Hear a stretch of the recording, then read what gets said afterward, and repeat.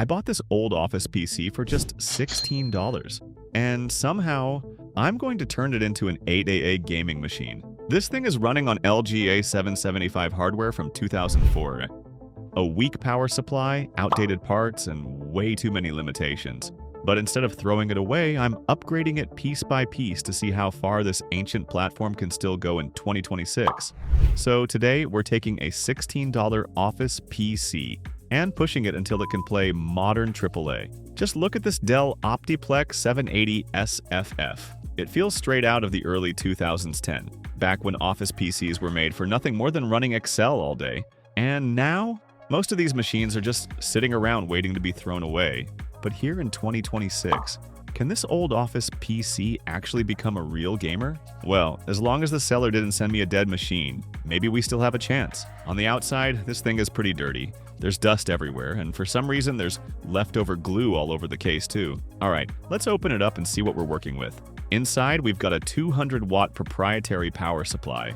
But luckily, Dell didn't use some weird proprietary power connectors this time, so upgrading it later might actually be possible.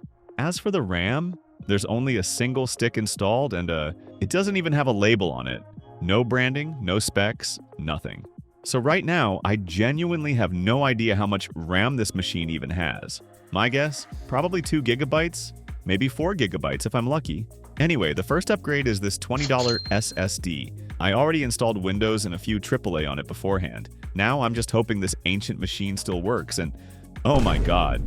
It booted straight into Windows immediately. That's actually impressive. Now inside this thing, we've got a Pentium E5500. And yeah, this CPU is very basic. Just 2 cores, 2 threads, and a clock speed of 2.8 gigahertz. Back in the day, this was enough for office work and maybe watching YouTube. But in 2026, this thing is basically fighting for survival. To give you an idea of how weak it is, the CPU only scores around 453 points in multi-core and 239 points in single-core benchmarks. Compared to modern high-end CPUs today, it's roughly 20 times slower. I'm genuinely nervous about throwing this thing into modern games. So before we torture it with AAA titles, I decided to start with something a little lighter. Minecraft. I mean, come on. If this PC can't even run Minecraft, we are in serious trouble. And, yeah, immediately ran into a driver problem. Since this machine doesn't have a dedicated GPU and the CPU doesn't even have integrated graphics, the display output is basically being handled by the motherboard chipset itself, which is not exactly ideal for gaming. Alright, let me try reinstalling the drivers and see if I can somehow get this thing working. Although realistically, I wasn't expecting much. This hardware is ancient. But then, oh my god, it actually launched the game. No, it wasn't some magical performance comeback or anything. But the fact that it even opened Minecraft felt like a miracle already. And then I started playing. Yeah, it was terrible. The highest FPS I recorded was around 3 frames per second. 3. At that point, I was done suffering.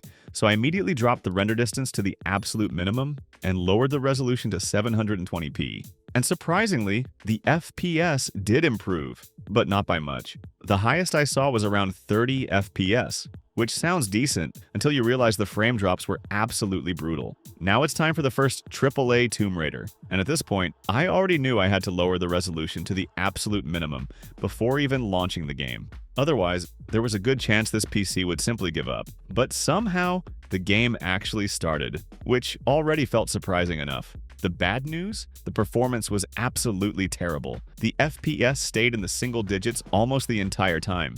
And look, I'm trying to be nice to this old machine here, but this was bad, like genuinely painful to play. And on top of that, the 4 gigabytes of RAM quickly became another massive bottleneck. So I decided to upgrade it with another 4 gigabyte stick. Now I know some people are probably wondering, why not just upgrade straight to 16 gigabytes? Well, because this ancient CPU officially only supports up to 8 gigabytes of RAM. But then another problem showed up. The moment I installed the second RAM stick, the PC powered on, but there was no display signal. At first, I thought the RAM slot was broken, so I moved the stick to another slot. Still nothing.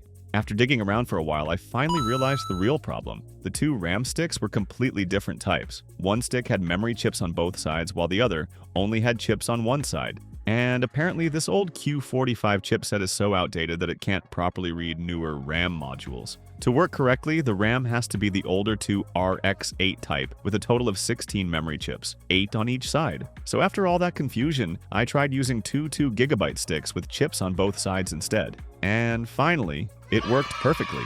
Now it was time to test the performance again and see if the RAM upgrade actually made any difference. And, well, the FPS did improve a little, but only by a few frames. It was still hovering around 10 FPS most of the time, which honestly was pretty disappointing after all that effort. At this point, it felt like the hardware was begging me to stop. Now, some of you might be wondering, why not just try a different game?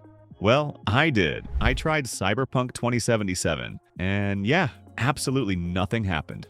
This ancient G45 graphics platform simply cannot handle modern AAA anymore. In fact, it even struggled with older AAA titles like The Witcher 3. That's when I finally accepted reality.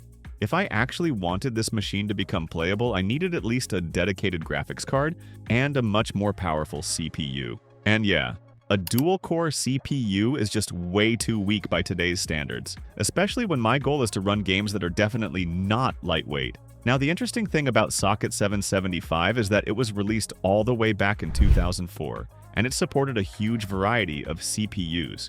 So, of course, I had to go for one of the best chips ever made for this platform. Back in 2007, Intel introduced the Core 2 Quad series, their first mainstream CPUs with 4 cores. And the funny part is, the design was actually pretty simple. Intel basically looked at what they did with the old Pentium D, which was pretty much just 2 Pentium 4 CPUs glued together, someone said. Alright, let's do that again.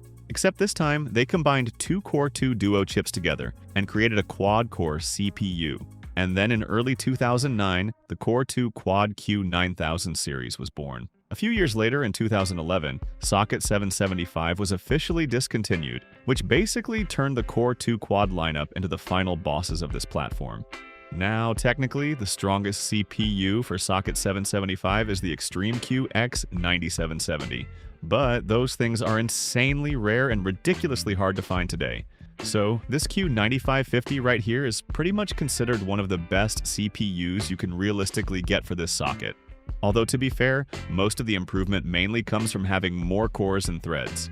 If you really want the best gaming performance on Socket 775, something like the Q9650 would actually be a slightly better choice. Next, we have another problem. The power supply inside this thing is not very powerful. It only delivers around 200 watts on the 12-volt rail, and it doesn't even have a 6-pin connector for a graphics card, which is a pretty serious limitation. Because if you throw in a high-power GPU, you're basically turning this PC into a ticking time bomb.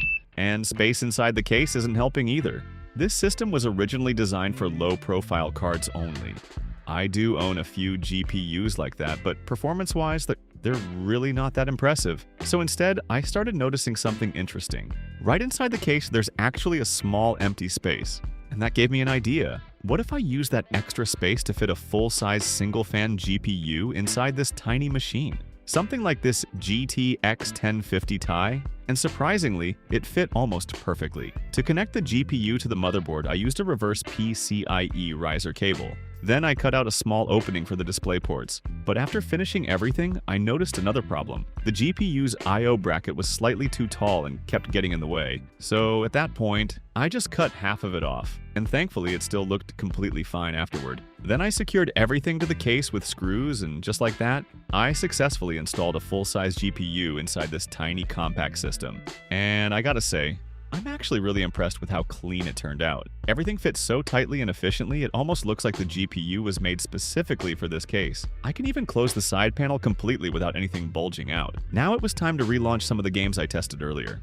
But the moment I got into the game, I immediately noticed a huge problem. The GPU temperature shot straight up to 80 degrees Celsius almost instantly. And keep in mind, this isn't some power-hungry high-end graphics card. This is a low-power GPU. So seeing temperatures that high was seriously concerning. After looking at it for a while, I realized what was happening. The side panel was sitting way too close to the GPU fan, which meant the fan could barely pull in any fresh air from outside. The whole card was basically suffocating inside the case. And on top of that, all the hot air from both the CPU and GPU had nowhere to escape fast enough. It was just getting trapped and circulating inside the system. That's why the temperatures were climbing so high. So at that point, I decided to do something a little questionable.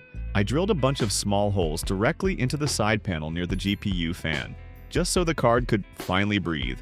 And after finishing everything, it was time to test the games again. And wow!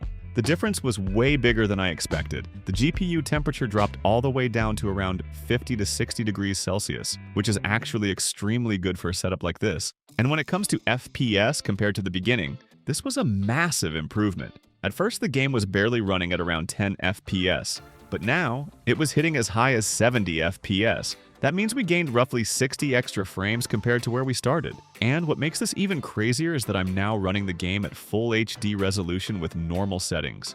Not ultra low, not potato mode, actual playable settings. At this point, the experience felt completely different. With performance like this, you can genuinely sit back and enjoy the game properly.